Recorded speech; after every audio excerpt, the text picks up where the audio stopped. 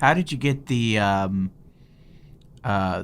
red sword? How did you was that a polish, or is that from a specific heat cycle or something? I the red sword. You mean the one that had? There's one that was like a purplish looking blue sword, and there was another one that was actually like a Yeah, Toluta yeah, yeah. finish.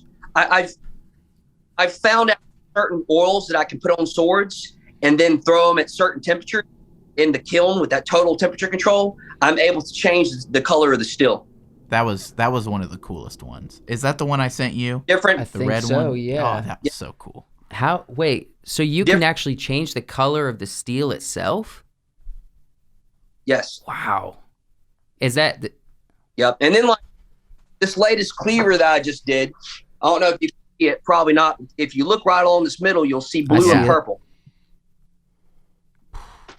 That's beautiful. Wow. So that's no oil there.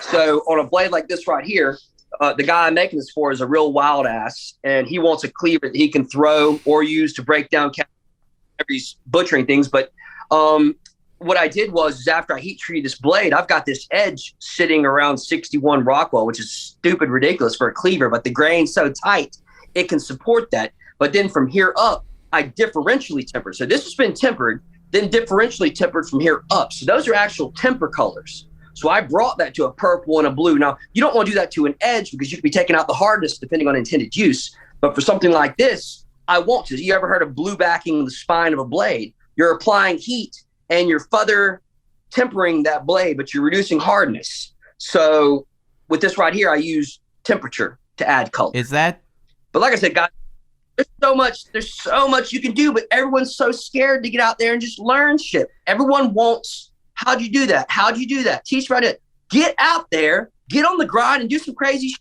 You might discover things that no one else has ever found out. And that's what I do constantly. do you have a specific like great a blade grind that you like? Because that one looks almost flat, but do you prefer like a flat with a secondary bevel or like a convex grind? So nearly every blade is going to have a secondary bevel. Your secondary bevel in most cases is your sharpened bevel. You got primary jump and then your sharpening bevel. Almost always I'm going to go with the flat ground sharpening bevel just because my heat treat can tolerate that. A lot of these guys will do even these master smiths will do a flat grind, then a convex edge. That's bullshit, man. I push it to the max. My stuff's tried and true and it holds up to it. But I will do sometimes you'll see me do some crazy. I'm working on some Serbian cleavers right now that have S grinds. I've never seen anyone put an S grind into a cleaver, but I did. An S grind is where you put a primary, it's almost like a fuller, a huge hollow grind right in the center of the blade. And then from there, I flat grind to the edge or even slightly convex and then do a flat, what you would call a secondary bevel, but almost in that case, it would be a third bevel, I guess. But long story short, blade geometry is a real thing. I used to think people just said blade geometry sound fancy and scientific. No, it is. It's right there. The most important thing, if you got bladesmiths or whatever watching this, is heat treat, grain structure, and heat treat. That's number one. Number two is geometry. Number three, I'd say, would be construction. Number four is sharpness. Sharpness, when sharp appears, you're relying on your edge geometry. Edge geometry so much, guys. And again, everything affects the way that blade cuts. Okay, could you for me who doesn't know much of anything about blade geometry, could you explain, okay, so when you're creating the edge of a blade, so like you cut pigs in half pretty often on your Instagram. It's crazy. You got flames behind you. It's wild. But when you cut them in half, what kind of blade, what's the term I'm looking for? Shape? Yeah. The blade shape, I guess, that you need to be able to cut through something like that. Like, That's are you flesh and talking bone. about It's- like the blade itself or the sword Yeah. shape? Like the blade. Yeah. Well, again, to do that starts with heat treat. Depending on how grain is, that's going to limit you on how sharp you can get that blade, right? It's also going to limit how fine the edge without it chipping, or even rolling.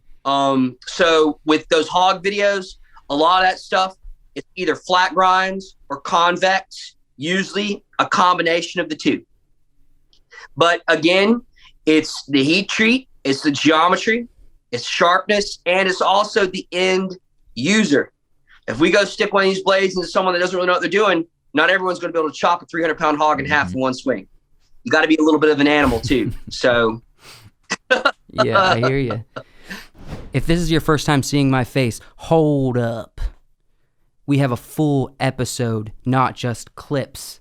We didn't build this studio for nothing. We got full episodes at Wiseworks Podcast on YouTube. So go over there. You can watch them. You can watch the full episodes. Leave us a like on the content. You can subscribe to us there. And comment on our videos. Let us know which ones you're watching. We really appreciate you watching this, but hey, this is just a sample of the full meal. Go have some steak.